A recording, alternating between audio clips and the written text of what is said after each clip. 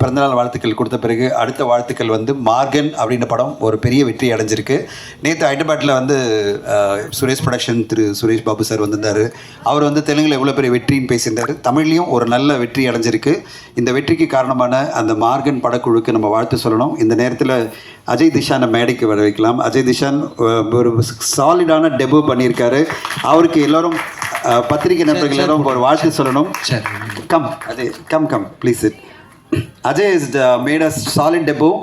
பத்திரிகை நண்பர்கள் எல்லாருமே நான் ரிவ்யூ பார்க்கும்போது அஜயனுடைய அந்த பெர்ஃபார்மன்ஸை பற்றி பல பேர் பாராட்டி பேசுறது பார்க்கும்போது ரொம்ப சந்தோஷமாக இருந்தது. ஒரு நல்ல ஹீரோ தமிழ் சினிமாவுக்கு வந்திருக்காரு. அந்த ஹீரோ அறிமுகம் வார்த்தை காரணமான விஜய் ஆண்டனி சாருக்கு வாழ்த்துக்கள். ஏன்னா அவருடைய சிஸ்டருடைய பையனாக இருந்தாலும் அவ்வளோ பெரிய ஒரு ஸ்ட்ராங்கான ஒரு கேரக்டர் கொடுத்து அது பிறகு அந்த கேரக்டரில் அவ்வளோ பர்ஃபார்மன்ஸ் வாங்கி அந்த டீம் வந்து மிகச்சிறப்பாக ஒரு நல்ல ஒரு நடிப்பை கொண்டு வந்து இன்றைக்கி ஒரு நல்ல ஹீரோவாக நம்மளுக்கு வந்திருக்காரு. அஜய்க்கு மாபெரும் வெற்றி கிடச்சிருக்கு.